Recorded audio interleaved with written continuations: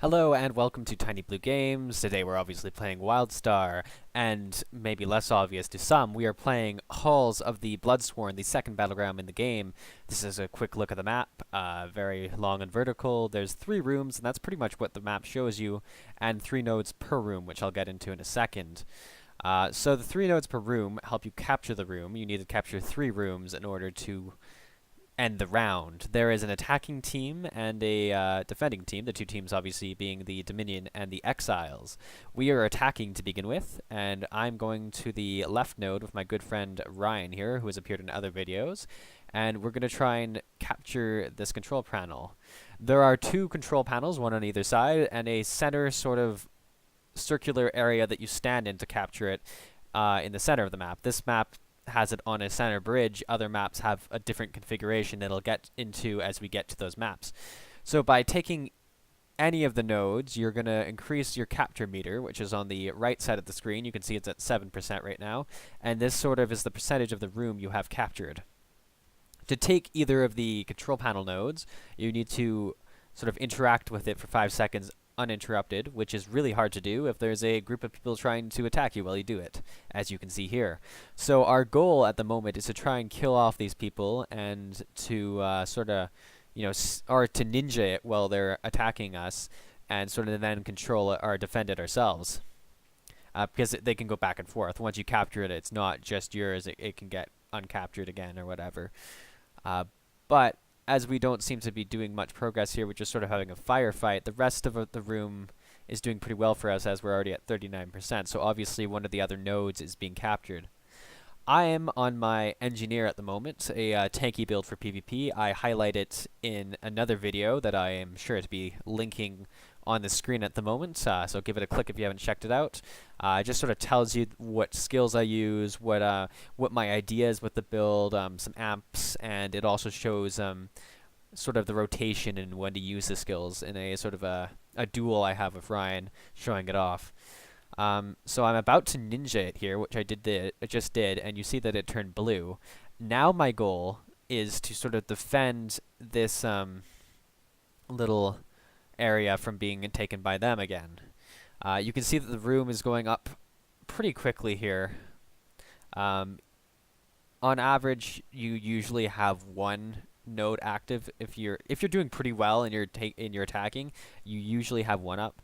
If you have 2 up, it'll go up quite quickly. And if you which we have right now, and you can see it's going up very quick, actually, 59, 64, it's going up by 4 each time. And then if you have all 3 of them, both sides and the center, it'll go up super, super quick, which is ideally what you want if you want to set a really good time for attacking. So what happens in the game, I guess I should get to that, is that the attacking team sort of sets a time to capture all 3 rooms, say, out of a total of 15 minutes. Say, we set a time of 11 or 10 minutes, and then the other team who's defending right now will attack next round and have to capture all 3 of them in the time we did or better, depending on how good we do. So you can see we're moving to the next room here because we just captured that one to 100%. The defending team will actually have a button that sort of pops up just above their health bar and action bar down there that'll let them teleport to this room so they can sort of meet us here like you're about to see on this node here. So the nodes are in different sort of spots than they were in the last map. We've got the 2 control panels up here, and then we've got the sort of center area down below this time, which makes for a bit of different gameplay, as we can have people sort of using class abilities to jump from one of these elevated pads to the other one to sort of help both control panels. I don't think I'd do this in the game, but I could probably use Urgent Withdrawal twice and get across there. I'm not sure on that. I'd have to try it out. But I don't do that. I tend to just sort of stick on the pad I am and sort of fight till I die. I'm not sure if it's the best strategy. Ultimately, I kind of wonder how it would go if you sort of had your whole team attack the one sort of place, one control panel or either the center at once, and sort of made sure you had that for the entire length of a room there. That'd be a pretty interesting strategy. Or and then if you had stalkers go up after the two people went to everyone went to the center, just sort of take the other two once people drop down to go and attack you. Be a very interesting way of dealing with this. So you can see here that we're sort of got a few people ourselves here, a few people from their team, and we're just sort of fighting for a chance to be able to to control this area. I don't know if we get it. I'm trying to sneak it right here, but this medic is able to just get me from completing the cast, which is kind of unfortunate, obviously. But we're doing fairly well in the room, as we have, 40%. So we've captured this now, and it's going to start going a bit quicker because we have this, as well as I think we might have the center. Yeah, we have someone in the center right now, but there's two people coming up to attack me, so I'm going to obviously have to do my best to defend myself, which isn't going great as I get stunned. Stunning is a nuisance in this game, so if you have a stun and you don't use it in PvP, shame on you, because it's, especially in this game where you have to click out of it or else you're just stuck in it forever. So they take me down here pretty handily, and they're probably going to take back their little node there, which is, yeah, flashing, so they probably got it. However, we're at 74% complete this second room with pretty good time at the moment, so I'm feeling rather optimistic about the future of this battleground. I'm going to rush back there and sort of mingle with the guy who was just there. I'm not really sure what my plan is. Maybe just to sort of... Well, I try to sneak it from him while he's just standing there for a second, and it looks like it was going to work for a moment, but then it didn't. He's obviously paying attention still. So I get into combat with these guys, and you can see here, as they are both sort of attacking me, that I am rather tanky on this build, which is great, and I am able to do a fair amount of damage to them as well, which is also nice in PvP. It's a nice compromise. I highly, suggest checking out that video, not just because I made it, but, if you want a nice, fun spec for PvP, this is a very, good choice. So you can see that I'm trying to get unsteady miasma on them as much as I can. That's sort of the circle that I put down here and there, and it adds a chance for them to deflect me. It's called blunder for 5 seconds, and it gives a 26% chance for each time they attack me for that attack to be deflected, which helps my survivability a lot. So we've just moved into the second room here, our third room here, and I've just used sticky keys from toggling shift on and off the sprint in the game too many times in a row there. We burst in here, and we're actually able to grab this control panel before they're able to get here, which is a very good start to this room. So now my job is to really just sort of defend this control panel. Now, on the platform with me in the control panel, you see a jump pad, which is very fun in this map. I think I jump on it later on in the map, but this one right here will actually jump me all the way to the base of the other sort of control panel ramp thingy that there is on the other side, and it'll have a jump pad in the identical place that'll jump to the base of this one. And it makes for a very good escape if you're to use it at the right time. And it also makes for a very good way to get to the other control panel if you know someone's about to take it, which is a very interesting, nice way to play the game. It adds a little bit of movement to the map as well as some vertical jumping and all that. So it's a very handy sort of little mechanic. Now, we're trying to keep as much AoE as we can on the center of the control panel as to prevent them from ninjing it from ourselves like I did at the start of the map. I, of course, died because they've got a few people that were sort of keeping pressure on me, and I think they're able to get it back here, just at the end, perhaps. But you can see that we've already captured more than half of the map, the third room at this point, and we're doing fairly well for time. In fact, we might get a time of somewhere in between 12 and 11 minutes, which is a pretty good time. I've heard Ryan's had a few where he's had 8 or 9 minutes, and it's a pretty sure win. But I think we'll be able to do it with 11 minutes too. So this is the center sort of control area, and as long as you sort of stay in the center and you keep them out of the center, you're going to be getting points, which is pretty good. I'm not sure if it's affected by how many people you have in the center. I haven't really played with the center that much. But for sure, as long as you don't have them in the center, you're going to be getting a lot of points. So we're just sort of waiting out the end of the game, or the end of the round, not the game, because we'll be defending next round. In the center point here, we see it's 92%, it's 93%, 94%. So then we'll have, about a minute to sort of decide our strategy for defending, at which point I'll continue commentating on the second half of this round, or this game. Alright, so the gates are about to open, just right now, and we are off. So we're the defending team, and actually the clock is set to the time we set to capture everything, because if they go over by, a millisecond or whatever, we've officially won. So it's just giving them the amount of time we had. So someone's right here, right off the bat, ready to go. I get the stun off just in time before he is able to capture it. Speed is very handy in all these battlegrounds right off the bat. You see people at the Moody Masks right as it starts, or right here. Classes such as the Spell Slinger that can really get there a lot faster and get it before everyone rushes there. It's a big advantage to almost build your class for that starting thing, because you can actually switch which skills you have on your bar during battlegrounds in this game.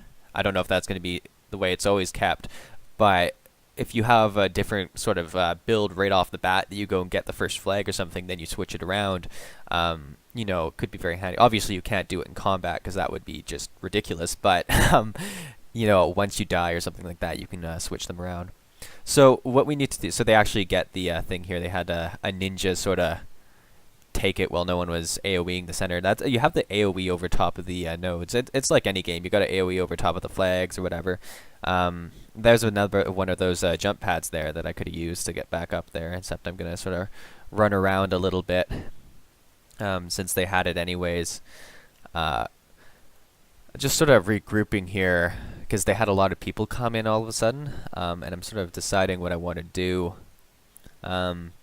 There's a lot of sort of like objects on the ground that you can use the LOS and to sort of block yourself from view, which is handy in this game. You see I get the double snare off there on a bunch of people and some damage, and then I do the electrocute right on top of it. A very nice combination for the engineer. And then I also have feedback if I choose to use it. That's to come off cooldown. It looks like I'm facing another medic. Or no, yeah, I'm facing another medic. Also, a lot of stalkers tend to go for me. I don't know what it is, but what I find with stalkers is that they do a lot of damage, and I just don't realize they're attacking me because they don't have, quite the flash of a lot of other skills I see. So I almost let them get a few hits on me before I realize they're attacking me, which is not good. It's obviously good for the stalker, but I need to be more aware of them, I guess. So put a little bell on all of them or something like that. So we actually get to cap this back. It's blue if it's neutral, which obviously means that you own it if you're defending. From another ninja. So now I'm just sort of being very cautious to make sure I get this area covered up. It always feels like you're doing bad when you're defending, like just looking at the 72% or whatever. But you have to remember that time goes by really quickly while you're playing, these games like this. So we're actually doing pretty good for this first area. You see I'm getting a lot of stuns on me. You always have to be ready to tap the F key in this game. Which you can do just by hitting F key, or you can actually click it, is something I found out if your mouse is right beside it. Sometimes people are faster at clicking than they are at tapping a certain key. Now, see, my Unsteady Miasma is a really good thing to put on top of the flag from time to time, because it has a dot that hits everyone, as well as make it so everyone, deflects everyone else a lot easier. But it's very nice because it sort of just hits everyone every so often around the flag area, and it just, makes it so people can't cap it, which is great. We're about to get to the end of this first room here, and really the first rooms where you make your big stand. If you, like right at this end part here, they've been doing pretty bad at getting a lot of the percentage up, which is, I thinking, going to be a big sort of discouragement for the next room. Like, if you solidly win the first room, people aren't going to be feeling too good about it when they go to the next one. So you saw I just used the skill there that let me teleport to the next room once they captured that one. So I kind of get there and get to get set up before they come, which is a very handy thing to have for the defenders. It makes it more fair in the sense that, you know, people who are attacking aren't just waiting for you, which would be kind of weird. So I go to this side, and obviously I'm not getting quite as much action as came onto the other side. They obviously like going left, just like I did. And there's the one person down at the center. So I'm sort of choosing where I'm going to be most useful. So I head down to the center. As I said, engineers are people who have a bit of staying power, pretty good in the center, as long as you can stay in the center there, the very middle of it. And then I realize that this side's getting... It's got a pretty big fight up here, actually, for like a little platform. We got a lot of action going on just up in here. It looks like we have at least one healer. You can see from the balloons, obviously an Esper. Probably a medic or something here too. There's a lot of medics in these games. They play well for PvP is what I think it is, because of the mobility they have when they use their skills. And if it's a medic that's healing me, I have no complaints about there being a lot of them.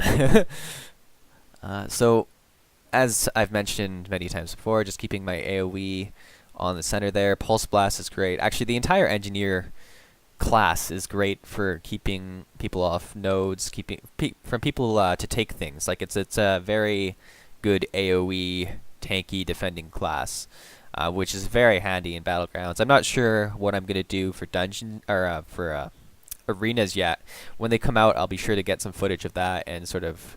I mean, we're obviously gonna have a arena team here in Tiny Blue Games, and we're gonna have a lot of videos on what we do, what our strategies are, some builds we have, and all that. Like there's a lot more to come, but for now, all we can do is the 2 first Battlegrounds, and right now I'm finding this build to be a very solid build for both Battlegrounds. Very, very good. I also find it solid for duels, as you saw in the other video, which, you know, speaks to arenas and more of that competitive one-on-one killing sort of scenario. So it is good for that, this build as well. I just find it really excels at these AoE situations. So they're not doing great in this room either, as their time is ticking down pretty quick, and they're at 20. Actually, as soon as I speak, they start doing pretty well.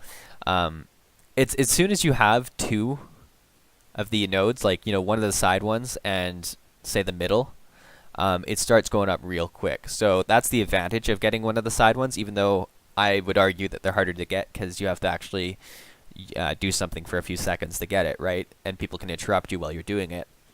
But if you do that, it spikes up dramatically. You know, it's like in any game, like you know, a WoW sort of resource capturing one, where if you have 3 out of the 5 flags, you're getting a fair amount of resources, but as soon as you go for 4 or 5, it just spikes up and it ends the game real quickly.